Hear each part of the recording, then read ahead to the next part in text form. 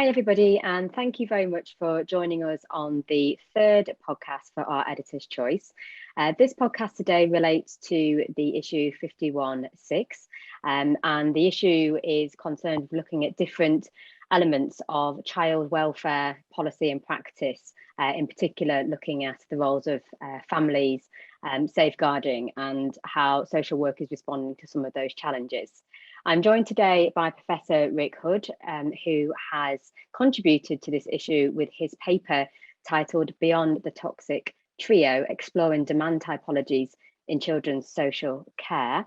And this paper has been selected as the editor's choice for this issue.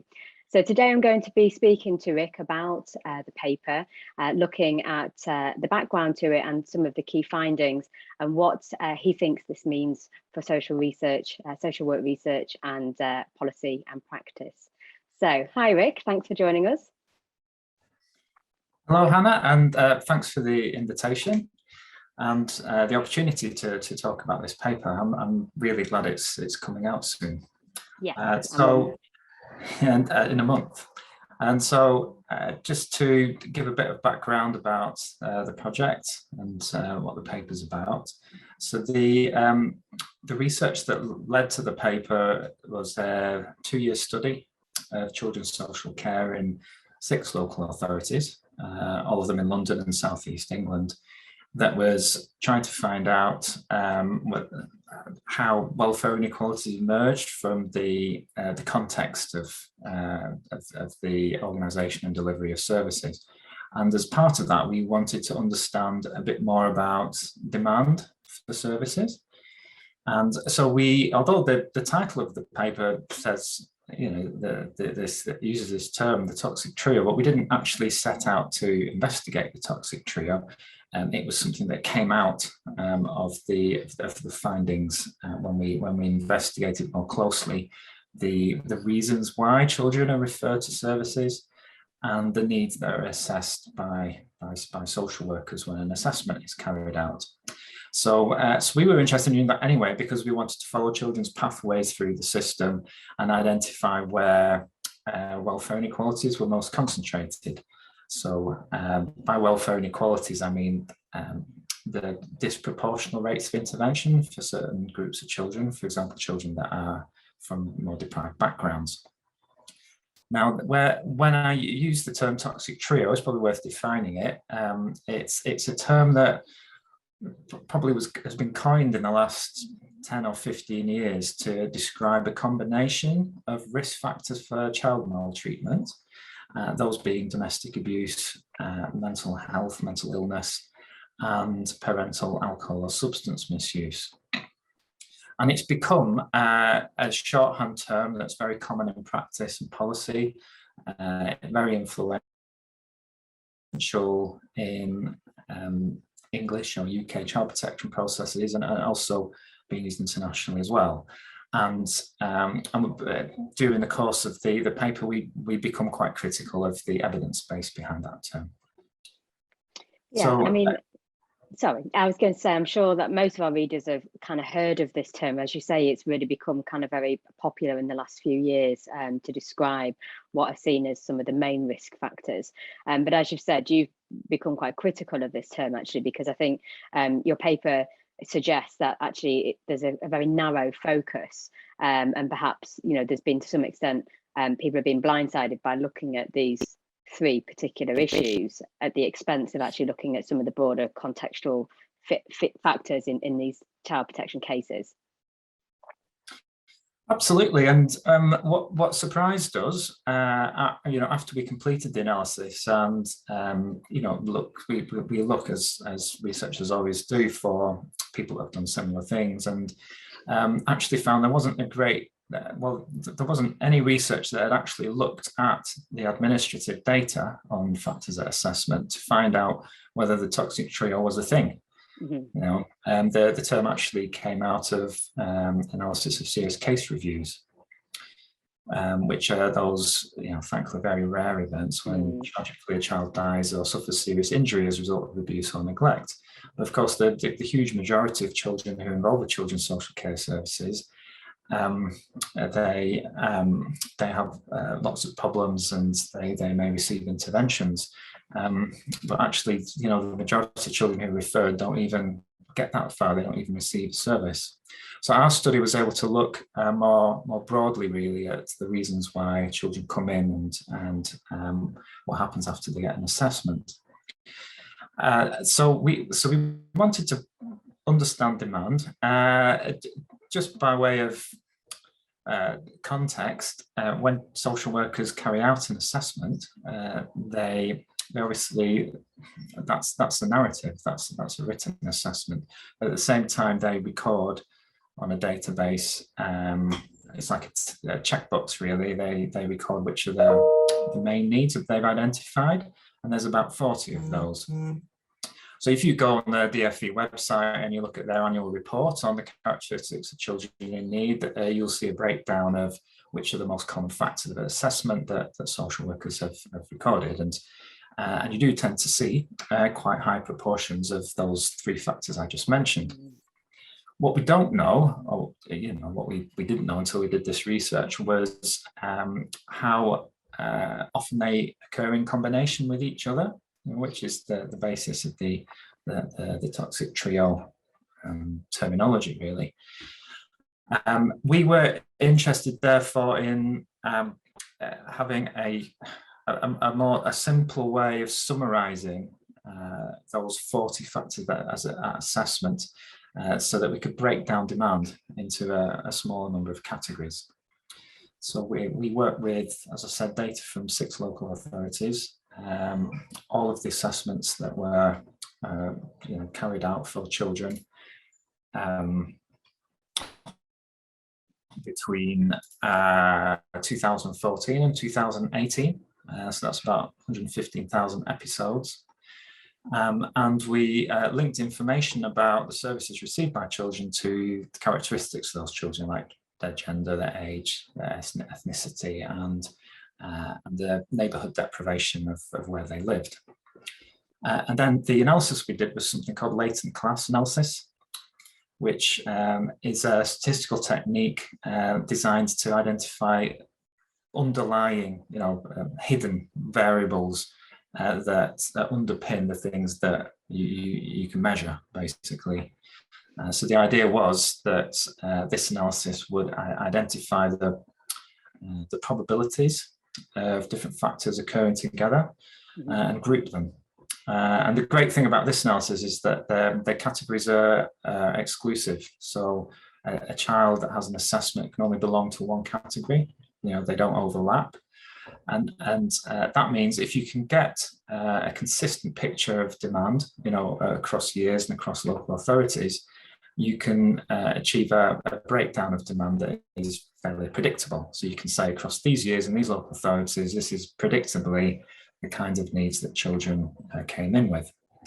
So we did that, and we, to cut a long story short, found that there were 7 of these demand categories that were consistent in these local authorities over that period.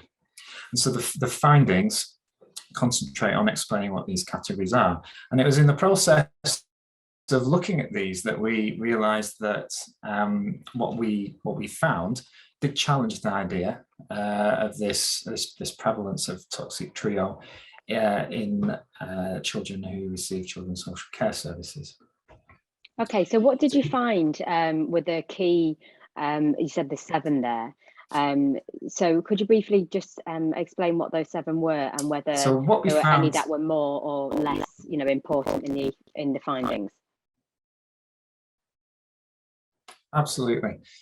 So what we found, there were 3 categories or typologies that were dominated by a single factor, so single type of need. They were neglect. So there are some children that came in and received an assessment where it was just about neglect, nothing else.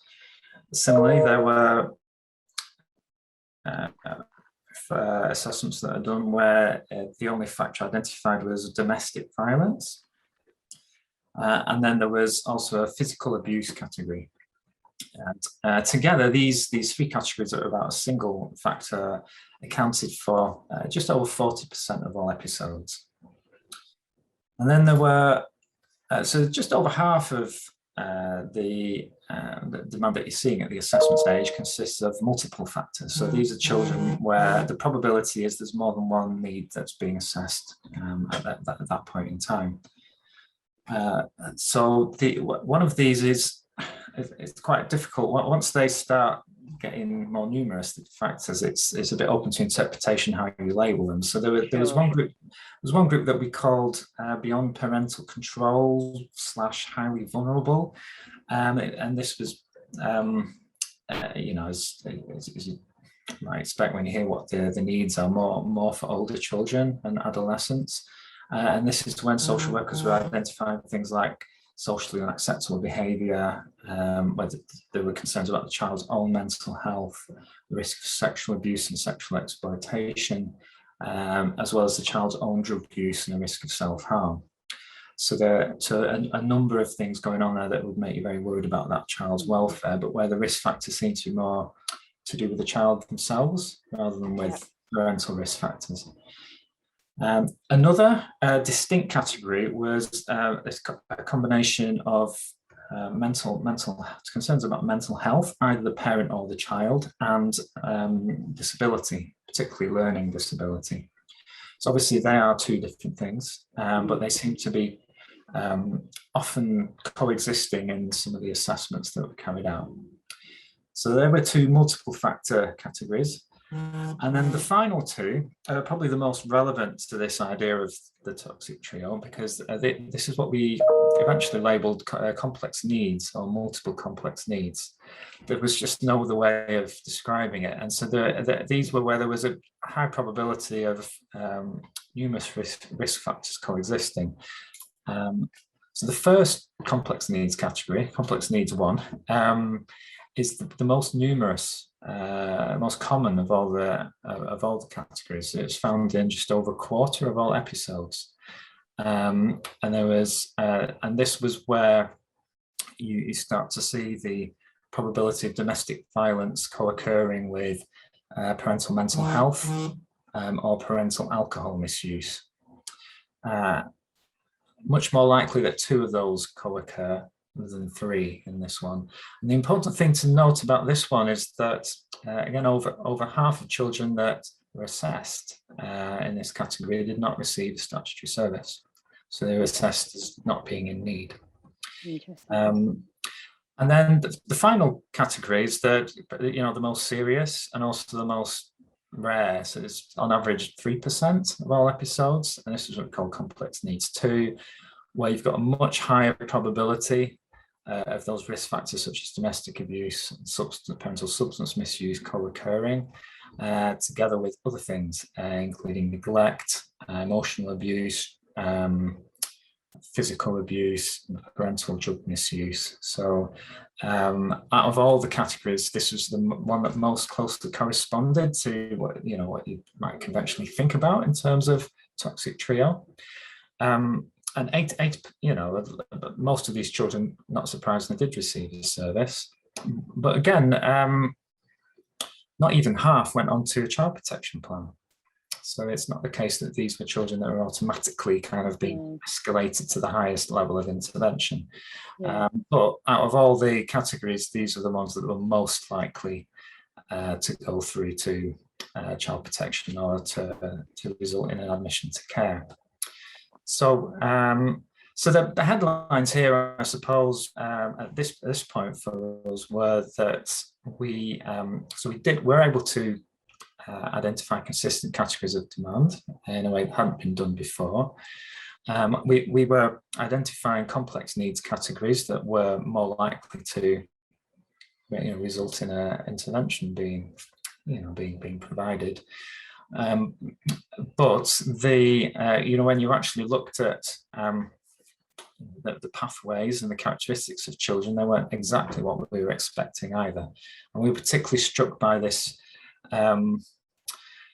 this fact that the toxic trio didn't seem to be that common in the way it's usually understood, and also that there were clearly operational definitions. So the way social workers were interpreting risk and deciding on the threshold for action was clearly differentiating between it's serious and we need to do something about it, or it's serious but we don't need a child protection plan here, or even this can be dealt with and addressed by non-statutory services.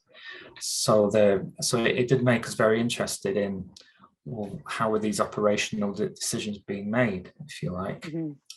And to what extent do you think the sort of focus on the toxic trio has influenced that kind of decision making? You know, do you think in your analysis the kind of the focus on those three has meant that actually some of the other issues that you've identified may potentially not be seen as, I mean, I know you said before, for example, that it was surprising that some of these cases actually haven't triggered any kind of intervention. Do you think that is because they don't conform to that sort of toxic trio model? Well, the focus has in child protection has always, in this country, and increasingly over the last couple of decades, it's been on parental risk factors, and so that's how risk to children is generally interpreted. And some of the other work that we've done, as part of this project, has identified that thresholds or decisions, or the rates at which cases are screened in or screened out, has to do with the level of demand that exists, which in turn is driven to a substantial extent by the level of deprivation. So you have deprivation-related demand that so you classically have very deprived local authorities that generate huge volumes of referrals, and given the fiscal constraints, particularly on those deprived local authorities that have had their budget cuts, then they manage demand more, more strictly, more rigorously, if you like. What we found with some of these categories was that you could profile them in terms of age, for example. So that very common category of complex needs that I talked about, that often didn't result in an intervention, is characteristic of younger children. So basically, the younger the child, the more chances they have of ending up in that category. Whereas the very serious, very rare, comparatively rare complex needs category is more for older children. And obviously, this raises the question of, well, if is this children that maybe had a service previously and or have had multiple episodes, and basically the needs accumulate because they're not being dealt with. The other thing we noticed was that so neglect is a big part of that complex needs category. We know that cases of neglect have a particularly high social gradient, so that there's disproportionate intervention in deprived neighbourhoods where neglect is concerned. We also found out that where there's the move to a child protection plan is often associated with the determination of neglect. So you could have a case that comes in, it's about domestic abuse, and that's what the concern is. But then that small proportion of those that end up on a child protection plan, the child protection plan is often for neglect. So neglect is one of the things that can make a big difference to how that is positioned and interpreted and operationalized by social workers making these judgments. So, because neglect is connected to deprivation and how it's seen and how risk is assessed in poor families living in very deprived communities, we do think that it throws a spotlight on, well, what are we doing about that social context, in which domestic abuse and substance misuse and mental illness occurs, and that's something that's fallen off the radar a lot in recent years in children's social care, because of this exclusive focus on parental risk factors, which the toxic trio sort of terminology, which is not incidentally highly offensive to families, has done so much to encourage.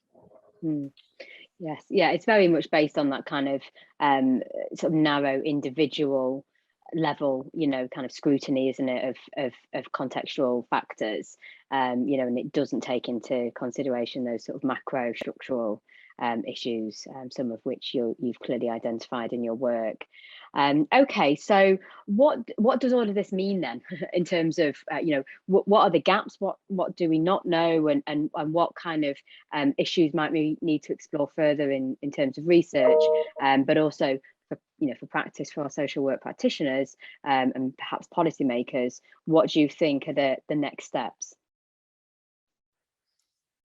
Well, I think one of the things that we thought was interesting about this was that we could break down demand in this way and profile it and see what happened to this. And this is data that local authorities have and could do the same with. It's clearly possible, and the advantages of that is that you can have a more strategic approach to what you might call child welfare problems.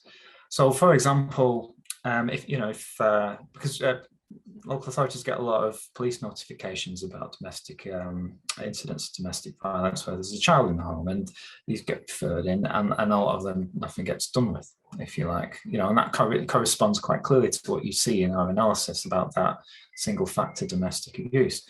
What we don't know, of course, is, well, what's done about that? In public health terms, there's clearly a preventative opportunity there, because there's, if you're getting all these notifications, the problem is at the moment they're just being dealt with on a case-by-case basis, and that's what children's social care does, really. It determines thresholds for individual families that get referred in. But when you look at it in aggregate, you can see, well, this is a particular proportion of the demand that we're dealing with every day. In terms of that single factor domestic violence, that's 17% of episodes. Well, it's quite substantial. Yeah, significant. And it's using resources. So it's a strategic problem for the local authority. The same with neglect. So you've got single factor neglect coming in. That again it's not negligible. That's about 13% of all episodes. If you took that and you studied, where are these families? Where do they live? What are the schools? Then you automatically start thinking, well, okay, well, what can we do to reduce it, to address it, so we don't get this kind of demand so much anymore? And I think what we have at the moment is the whole system is geared around that 3%. I was talking about. That's what drives everything that is done in children's social care, and in times of budget cuts, it gets even more like that. So we think there's an opportunity here to use data to develop strategic initiatives and to have improve multi-agency planning in that more global sense, rather than always being about who do you target, if you like. So I think that's one of the things we would like this research to contribute to. Brilliant. Okay, in terms of further research, and obviously you've said that there's opportunities for local authorities to be doing this kind of work themselves, potentially. The data is obviously available. Is there anything else that you think, kind of from a broader social work research perspective, we need to be looking at in future?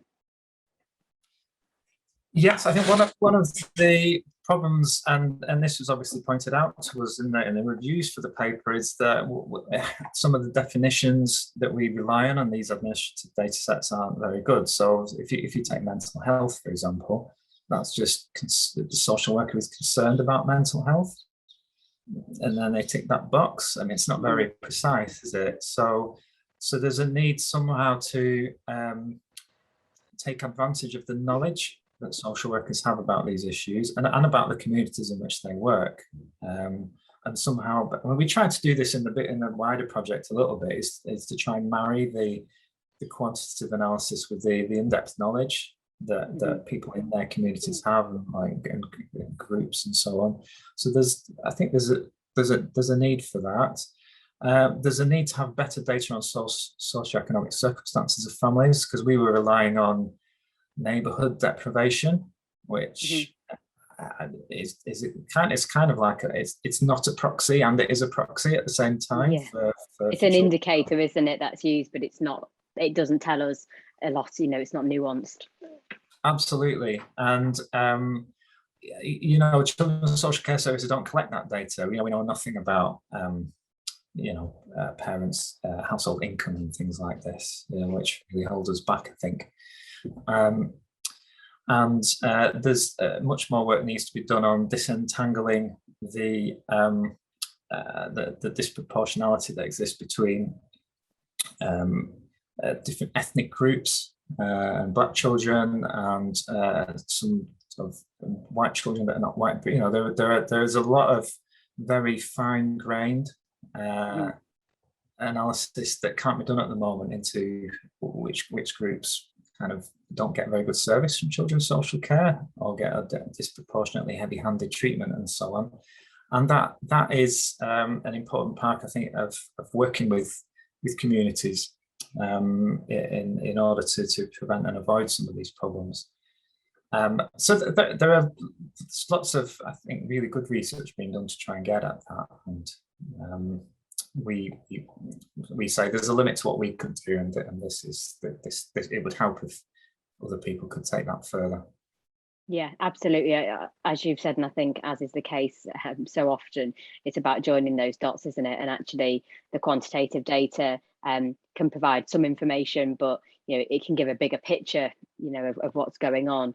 But it's in itself limited, and in addition, actually, it doesn't tell us about those personal stories. That will give us that richer detail and understanding, actually, of some of these issues in more detail, but also where the potential kind of touch points are and opportunities, to develop those kind of strategies and policies that you were talking about before, to intervene at an earlier point and reduce that demand. Yeah, absolutely. So I think the take-home message really is to I think try and get away from the toxic trio way of understanding risk, and to target problems, not people.